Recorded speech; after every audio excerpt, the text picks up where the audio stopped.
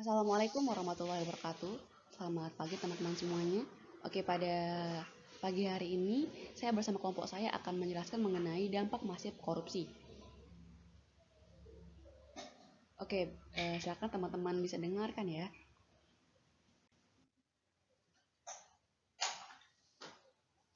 Assalamualaikum warahmatullahi wabarakatuh. Selamat pagi teman-teman semuanya. Oke, pada pagi hari ini saya bersama kelompok saya akan menjelaskan mengenai dampak masif korupsi.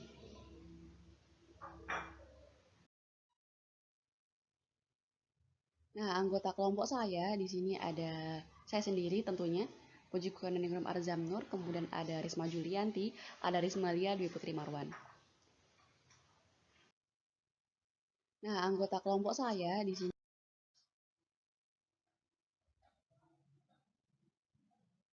Oke, yang akan kami jelaskan pertama kali adalah sesuai dengan judul ya, dampak masif korupsi yaitu adalah dampak korupsi itu sendiri.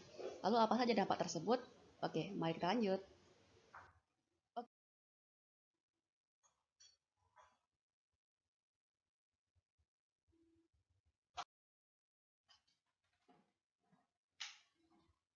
yang pertama adalah dampak ekonomi. Oke, dalam dampak ekonomi ini ada beberapa aspek. Yang pertama adalah lesunya pertumbuhan ekonomi dan investasi. Korupsi bertanggung jawab terhadap lesunya pertumbuhan ekonomi dan investasi dalam negeri. Korupsi juga mempersulit pembangunan ekonomi dengan membuat distorsi dan ketidakefisiensan yang tinggi. Dalam sektor privat, korupsi meningkatkan ongkos niaga karena kerugian dari pembayaran ilegal, ongkos manajemen dalam negosiasi dengan pejabat korup, dan risiko pembatalan perjanjian atau karena penyelidikan. Penanaman modal yang dilakukan oleh pihak dalam negeri atau PMDN dan asing atau PMA yang semestinya bisa digunakan untuk pembangunan negara menjadi sulit sekali karena permasalahan kepercayaan dan kepastian hukum dalam melakukan investasi, selain masalah stabilitas. Yang kedua ada penurunan produktivitas.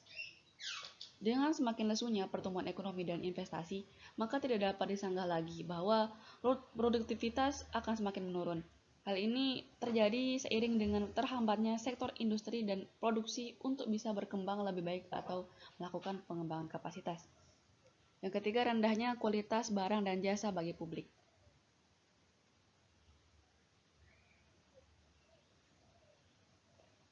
Korupsi menimbulkan berbagai kekacauan di dalam sektor publik dengan mengalihkan investasi publik ke proyek-proyek lain yang mana sogokan dan upah tersedia lebih banyak. Pejabat birokrasi yang korup akan menambah kompleksitas proyek tersebut untuk menyembunyikan berbagai praktek korupsi yang terjadi. Pada akhirnya, korupsi berakibat menurunkan kualitas barang dan jasa bagi publik dengan cara mengurangi pemenuhan syarat-syarat keamanan bangunan, syarat-syarat material dan produksi, syarat-syarat kesehatan, lingkungan hidup, atau aturan-aturan lain. Korupsi juga mengurangi kualitas pelayanan pemerintahan atau infrastruktur dan menambahkan tekanan-tekanan terhadap anggaran pemerintah. Yang keempat ada menurunnya pendapatan negara dari sektor pajak. Di Indonesia dikenal beberapa jenis pajak seperti pajak penghasilan, pajak pertambahan nilai, pajak bumi dan bangunan, bea materai, dan bea perolehan hak atas tanah dan atau bangunan. Di tingkat pemerintah daerah, dikenal juga beberapa macam pajak seperti pajak kendaraan bermotor, pajak restoran, dan lain-lain. Penduduk Indonesia berjumlah lebih dari 250 juta jiwa, hanya 32,77 juta jiwa yang terdaftar memiliki NPWP. Berdasarkan jumlah tersebut, wajib pajak yang melaporkan SPT tahunan hanya 12,5 juta jiwa. Ini berarti tingkat kesadaran masyarakat untuk membayar pajak dan melaporkan SPT tahunan masih rendah. Padahal pajak merupakan tulang punggung negara yang berkontribusi menyumbang lebih dari 85% pendapatan negara. Kondisi penurunan pendapatan dari sektor pajak diperparah dengan kenyataan bahwa banyak sekali pegawai dan pejabat pajak yang bermain untuk mendapatkan keuntungan pribadi dan memperkaya diri sendiri. Kita tidak bisa membayangkan apabila ketidakpercayaan masyarakat terhadap pajak ini berlangsung lama. Tentunya akan berakibat juga pada percepatan pembangunan yang rugi juga masyarakat sendiri. Inilah letak ketidakadilan tersebut. Dan terakhir adalah meningkatnya hutang negara. Kondisi perekonomian dunia yang mengalami resesi dan hampir melanda semua negara, termasuk Amerika Serikat dan negara-negara Eropa, memaksa negara-negara tersebut untuk melakukan hutang untuk mendorong perekonomiannya yang sedang melambat, resesi dan menutup biaya anggaran yang defisit, atau untuk membangun infrastruktur penting. Bagaimana dengan hutang Indonesia?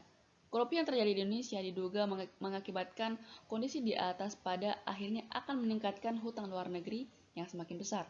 Dari data yang diambil dari Kementerian Keuangan soal utang pemerintah Indonesia terakhir menyebutkan akhir Mei 2017, total utang pemerintah pusat tercatat mencapai 3.673.000.000 rupiah. Dalam sebulan ini, hutang naik 4,92 triliun rupiah dibandingkan jumlah di April 2017 yang sebesar 3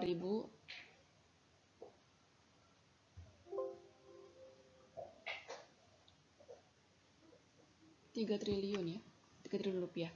Dalam mendominasi dolar Amerika Serikat, jumlah utang pemerintah pusat di Mei 2017 adalah 275,68 miliar, naik dari posisi April 2017.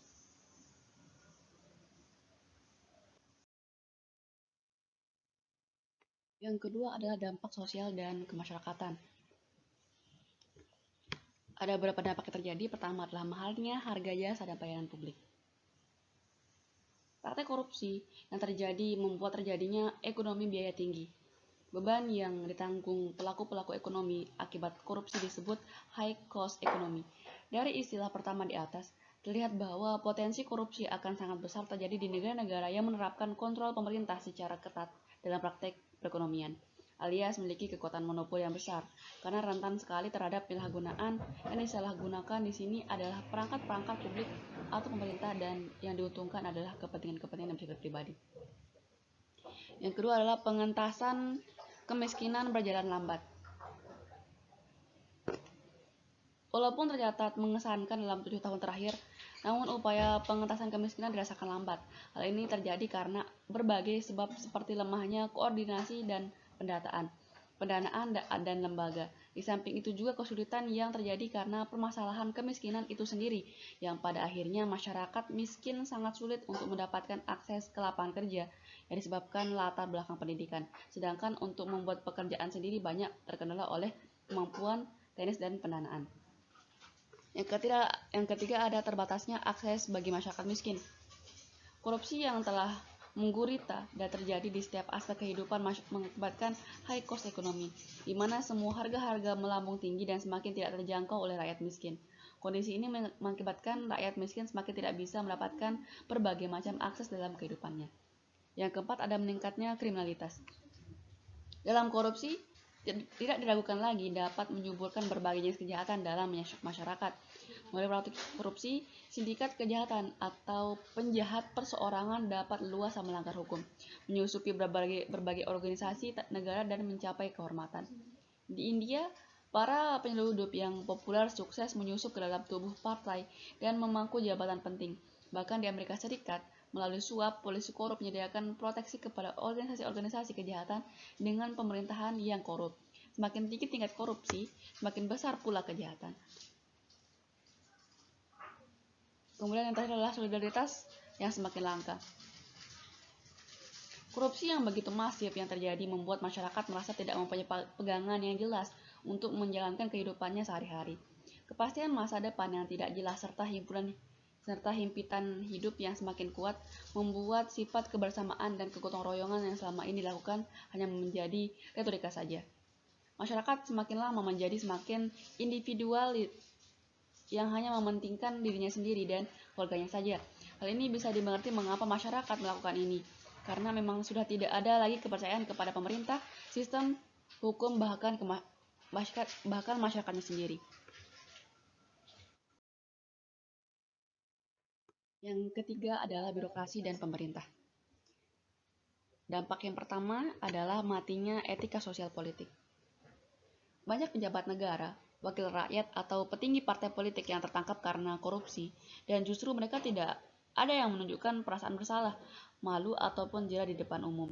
Mereka bertindak seolah-olah selebritis dengan tetap melambaikan tangan atau senyum lebar seolah-olah tidak pernah melakukan tindakan korupsi.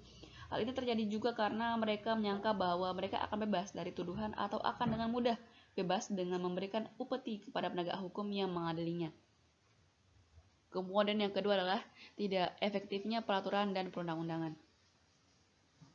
Secara umum, peraturan dan perundang-undangan berfungsi untuk mengatur sesuatu yang substansial dan merupakan instrumen kebijakan atau balance instrument yang berguna untuk memecahkan suatu masalah yang ada di dalam masyarakat. Diharapkan dengan adanya peraturan perundang-undangan, berbagai permasalahan yang terjadi di masyarakat dapat dipecahkan dengan baik, jelas, dan terkendali, yang pada akhirnya akan memuaskan semua pihak. Sebaliknya, aparat hukum yang semestinya menyelesaikan masalah dengan fair dan tanpa adanya unsur pemihakan, seringkali hanya mengalahkan integritasnya dengan menerima suap, iming-iming, gratifikasi, atau apapun untuk memberikan kemenangan. Kondisi ini pada saat ini sudah semakin memburuk dan merata di aparat hukum yang ada di negeri ini, sehingga memunculkan anekdot di masyarakat bahwa hukum itu hanya berlaku bagi yang memiliki uang untuk menyuap. Sedangkan sebaliknya bagi yang tidak memiliki dan khususnya masyarakat miskin akan sangat jauh dari payung hukum yang melindunginya. Yang terakhir adalah birokrasi tidak efisien.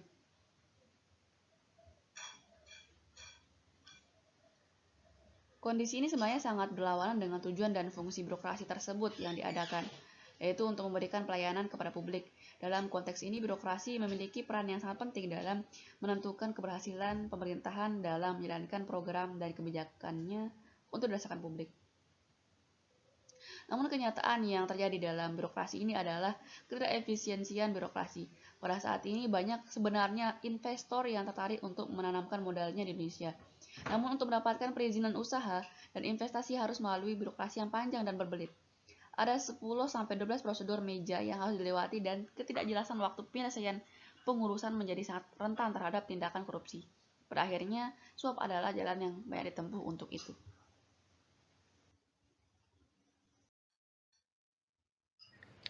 Yang keempat, dampak terhadap politik dan demokrasi. Yang pertama, munculnya kepemimpinan korup. Kondisi politik yang carut-marut dan cenderung sangat koruptif menghasilkan masyarakat yang demokrasi yang rentan pula. Perilaku koruptif dan korupsi sudah dilakukan dari tingkat yang paling bawah. Konstituen didapatkan dan berjalan karena adanya suap yang diberikan oleh calon-calon pemimpin partai, bukan karena simpati atau percaya karena kemampuan dan kepemimpinannya. Hubungan transaksional sudah berjalan dari hulu yang pada akhirnya pun memunculkan pemimpin yang korup juga karena proses yang dilakukan juga transaksional. Masyarakat juga seolah-olah digiring untuk memilih pemimpin yang korup dan diberikan mimpi-mimpi dan janji kesejahteraan yang menjadi dambaan rakyat sekaligus menerima suap dari calon pemimpin tersebut. Kedua, hilangnya kepercayaan publik pada pemerintah. Korupsi besar-besaran yang dilakukan oleh petinggi pemerintah, legislatif atau petinggi partai politik mengakibatkan berkurangnya bahkan hilangnya kepercayaan publik terhadap pemerintahan yang sedang berjalan. Masyarakat akan semakin apatis dengan apa yang dilakukan dan diputuskan oleh pemerintah. Apatisme yang terjadi ini seakan memisahkan antara masyarakat dan pemerintah yang akan terkesan berjalan sendiri-sendiri. Hal ini benar-benar harus diatasi dengan kepemimpinan yang baik, jujur, bersih, dan adil. Ketiga, menguatnya plutokrasi. Korupsi yang sudah menyandera pemerintah pada akhirnya akan menghasilkan konsekuensi menguatnya plutokrasi. Karena sebagian orang atau perusahaan besar tadi telah melakukan transaksi dengan pemerintah, sehingga pada suatu saat merekalah yang mengandalkan dan menjadi berkuasa atas pemerintahan negara ini. Yang keempat, hancurnya kedaulatan rakyat. Dengan semakin jelasnya fluktuasi yang terjadi, Kekayaan negara ini hanya dinikmati oleh sekelompok tertentu, bukan oleh rakyat yang seharusnya. Sedangkan kalau kita melihat dari sisi lain politik, seharusnya kedaulatan ada di tangan rakyat. Yang terjadi sekarang ini adalah kedaulatan ada di tangan partai politik. Hal ini terjadi karena banyak anggapan bahwa partailah bentuk representasi rakyat.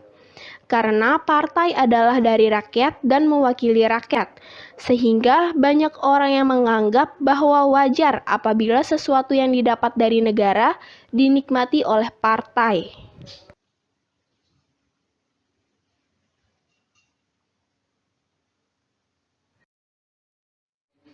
Dampak yang kelima yaitu dampak terhadap penegakan hukum. Yang pertama, fungsi pemerintahan mandul. Korupsi telah mengikis banyak kemampuan pemerintah untuk melakukan fungsi yang seharusnya. Bentuk hubungan yang bersifat transaksional yang lazim dilakukan oleh berbagai lembaga pemerintahan, begitu juga Dewan Perwakilan Rakyat yang tergambar dengan hubungan partai politik dengan voternya, menghasilkan kondisi yang sangat rentan terhadap terjadinya praktek korupsi. Dengan demikian, suatu pemerintahan yang terlanda wabah korupsi akan mengabaikan tuntutan pemerintahan yang layak. Pemimpin atau pejabat yang korup sering mengabaikan kewajibannya oleh karena perhatiannya tergerus untuk kegiatan korupsi semata-mata. Hal ini dapat mencapai titik yang membuat orang tersebut kehilangan sensitivitasnya dan akhirnya menimbulkan bencana bagi rakyat. Yang kedua, hilangnya kepercayaan rakyat terhadap lembaga negara. Korupsi yang terjadi pada lembaga-lembaga negara seperti yang terjadi di Indonesia dan marak diberitakan di berbagai media saat ini semakin mengakibatkan kepercayaan masyarakat terhadap lembaga tersebut hilang. Survei oleh Global Corruption Barometer yang disusun Transparency International tahun 2017 memperlihatkan 65% masyarakat Indonesia menganggap level korupsi meningkat. Dampak yang ketujuh, dampak kerusakan lingkungan. Yang pertama, menurunnya kualitas lingkungan. Kerusakan lingkungan hidup ini dipicu oleh berbagai sebab, seperti kepentingan ekonomi dan lemahnya penegakan hukum.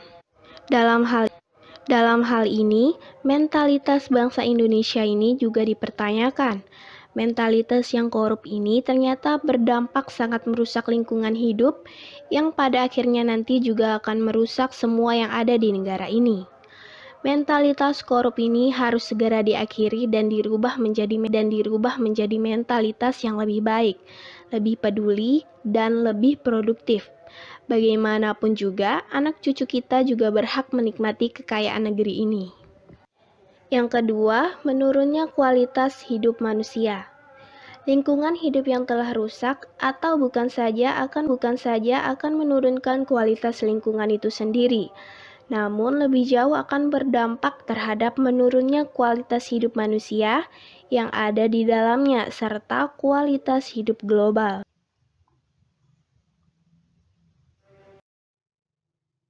Dampak yang kedelapan yakni dampak terhadap ketahanan budaya dan religiusitas. Yang pertama, rusaknya cara berpikir logis.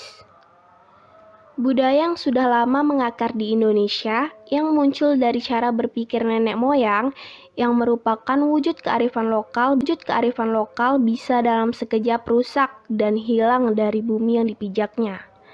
Hal ini bukan disebabkan karena tergerus oleh abad modern yang menawarkan hal-hal baru dalam kehidupan, seperti teknologi, material, cara, peralatan, dan pemikiran baru.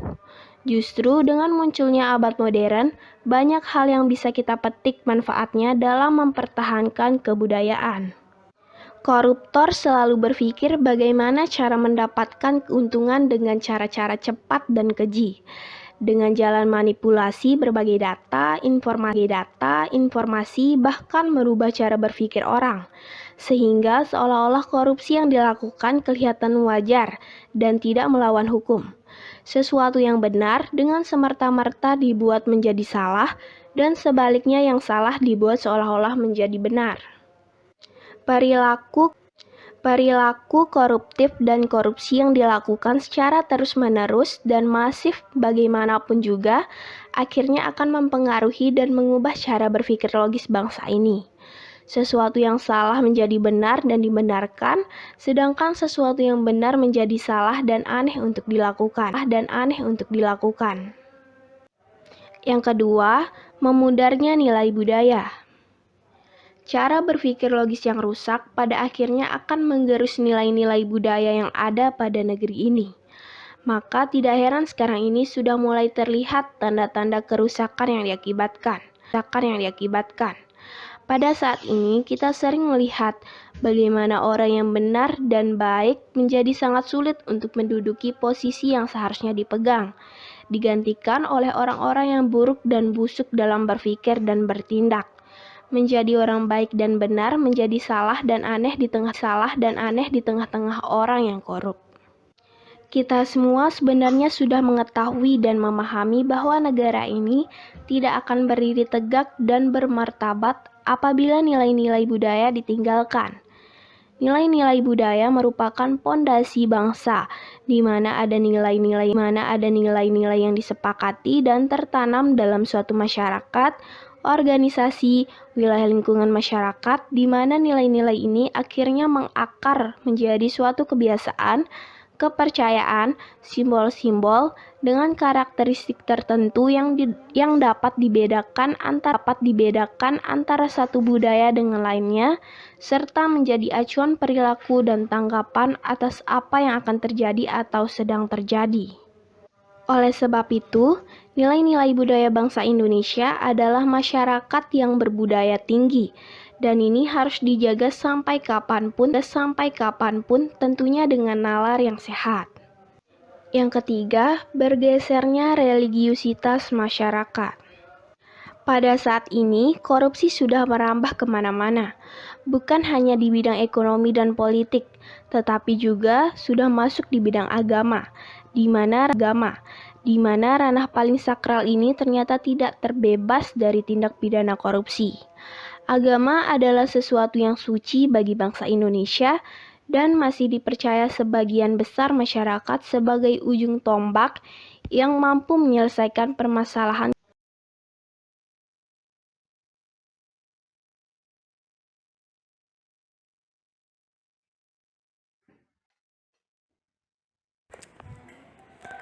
Baik, saya di sini akan melanjutkan pembahasan mengenai era digital dan dampaknya pada penanggulangan korupsi. Dalam era ini kan tentu banyak sekali upaya untuk penanggulangan korupsi yang tengah dilakukan, yaitu satu, meningkatnya kualitas kejahatan korupsi, yang dimana pada era sekarang teknologi digital sudah sangat maju dan terus berkembang dengan pesat. Karena kehadiran sendi-sendi kehidupan manusia, teknologi digital ini sangat marak digunakan oleh masyarakat, baik dari kalangan remaja, anak-anak, sampai dengan yang lebih tua. Karena pada saat ini hampir semua bisa dilakukan secara digital, sehingga memaksa semua orang untuk beralih ke dunia digital. Orang tidak perlu repot antri di bank karena orang-orang yang terhubung dengan internet bisa melakukan transaksi perbankan dimanapun, seolah-olah setiap orang mempunyai asisten perbankan yang bisa membantu kapanpun dimanapun. Juga untuk keperluan belanja misalnya dari sayur, mayur, dan kebutuhan hidup sehari-hari, mereka hanya tinggal memesan dan melihat berapa sih total pembayaran tagihan serta permodalan dalam hanya satu kali klik gitu. Hal inilah yang menjadikan teknologi digital ini menjadi teknologi destruktif yang menggeser, bahkan mematikan teknologi lama beserta kebiasaannya.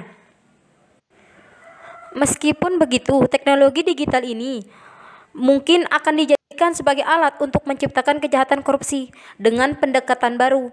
Korupsi dengan teknologi digital dan informasi akan membawa kejahatan korupsi pada tingkat yang jauh lebih tinggi dan canggih. Sebab korupsi dengan teknologi digital hanya akan bisa dilakukan oleh orang-orang atau yang bersekongkol dengan orang-orang yang paham dengan teknologi ini, yang tentunya akan lebih sulit lagi dideteksi dan dipecahkan. Dengan adanya dunia dengan internet ini, maka kerusakan yang terjadi akibat korupsi sungguh akan semakin masif. Sebab kejahatan korupsi juga akan pada akhirnya tidak mengenal batas teritorial, karena semua wilayah di dunia ini terhubung satu sama lainnya.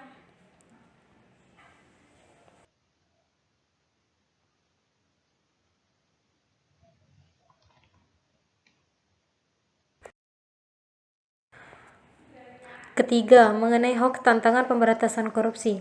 Di tengah-tengah banjirnya informasi yang beredar hampir setiap harinya di berbagai media, khususnya pada media internet dan media sosial. Pada saat ini, masyarakat Indonesia dihadapkan pada permasalahan kebenaran isi berita atau informasi yang diterimanya. Berbeda dengan halnya pada zaman era 20 atau 30 tahun silam, masyarakat mendapat informasi bisa sangat terukur baik dari jumlah informasi ataupun kualitas informasinya. Media yang mengeluarkan informasi yang juga masih terbatas, baik media cetak maupun elektronika, sehingga pada era tersebut hampir bisa dipastikan tidak terjadi permasalahan terkait dengan keablahan informasi yang diterima oleh masyarakat. Pada saat ini, dengan semakin maraknya dunia digital dan hampir dari setiap orang yang terhubung dengan jejaring internet dan media sosial akan menerima informasi yang jauh lebih besar pada era zaman 20 atau 30 tahun yang lalu. Hal inilah yang dapat memperkuat dengan bahwa pada zaman atau era digital ini, setiap orang yang terhubung dengan jejaring internet dan atau media sosial bisa memproduksi informasi sendiri dan dibagikan kepada orang yang lain terhubung pada jaring yang sama. Sehingga di sisi lain juga jumlah pengguna internet dan media sosial yang sudah kuat literalisasi digitalnya yang masih sedikit, sehingga mengakibatkan sebagian besar masyarakat saat ini cenderung mempercayai segala informasi yang beredar di internet tanpa melakukan suatu klarifikasi. Dapat kita lihat sendiri bahwa setelah banyaknya atau 65% dari 132 juta pengguna internet di Indonesia percaya dengan kebenaran informasi di dunia maya tanpa cek dan recheck, dan tidak menutup kemungkinan konten yang tersebar yang mengandung konflik kepentingan. Ini merupakan fenomena yang kekinian akibat maraknya pengguna internet dan media sosial. Kondisi inilah sebenarnya yang menyebabkan terjadinya penyebaran konten negatif seperti suatu ujaran kebencian, berita bohong, perundungan, radikalisme, pembelaan diri atau kelompok tanpa alasan yang jelas, dan pornografi berjalan dengan cepat, masif, dan pada saat yang bersamaan bisa menjadi ancaman besar bagi bangsa dan negara serta bagi masa depan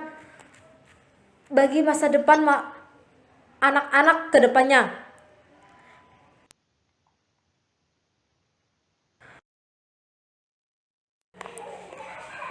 Sedangkan keempat, era digital dan peluang pada upaya pemberantasan korupsi. Kita dapat melihat di era digital ini banyak sekali yang mempengaruhi orang dalam berbagai hal, termasuk meningkatkan kualitas kejahatan korupsi. Namun juga banyak yang mempunyai peluang yang besar dalam upaya pemberantasan korupsi. Melihat dari teori peluang itu sendiri, bahwa untuk mengetahui seberapa besar sih kemungkinan yang terjadi dari suatu kejadian yang akan terjadi, nilai peluang yang rendah menunjukkan bahwa kemungkinan suatu peristiwa akan terjadi sangat kecil. Sebaliknya, jika nilai peluang yang tinggi, maka kemungkinan besar suatu peristiwa akan terjadi.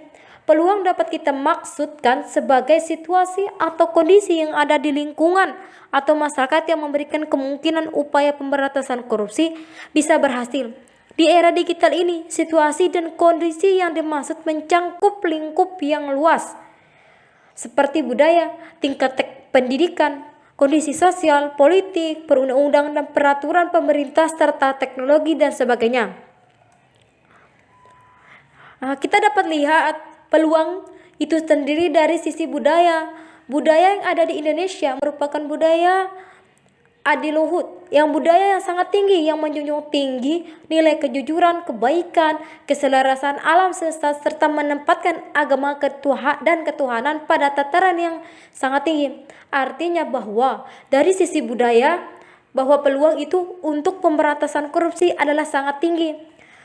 Sedangkan pada tingkat pendidikan di Indonesia sendiri dapat kita katakan membaik dari waktu ke waktu, walaupun belum bisa dikatakan sangat memuaskan atau memuaskan, namun semuanya adalah proses untuk kita menuju ke suatu kesempurnaan. Tingkat buta huruf di Indonesia ini juga mengalami penurunan yang signifikan. Dari data Kemendikbud yang disampaikan Mendikbud Muhajirin Effendi tepat pada tahun 2017, tercatat bahwa adanya penurunan angka buta huruf yang mencapai 9,93%, yang artinya bahwa tinggal 2,7% atau setara dengan 3,4 juta jiwa yang masih harus menjadi target penuntasan buta huruf. Selanjutnya, pendidikan wajib dari SD sampai SMP dapat dikatakan cukup berhasil, sedangkan untuk tingkat SMA sendiri juga meningkat. Indikasi yang ada saat ini, setiap tahun terjadi 1,6 juta siswa SMA kelas 3 yang mengikuti UN. Artinya bahwa sebuah peluang dari sisi pendidikan juga tinggi. Dengan adanya situasi politik yang semakin demokratis saat ini, dengan tingkat kedewasaan politik yang baik, juga menjadi faktor yang bisa kita katakan bahwa peluang itu untuk pemberantasan politik. Walaupun masih banyak pekerjaan yang harus diselesaikan seperti pembenahan partai politik dan sebagainya. Sekian dari kelompok kami. Mohon maaf. Sekian dari kelompok kami. Mohon maaf atas segala kekurangan. Wassalamualaikum.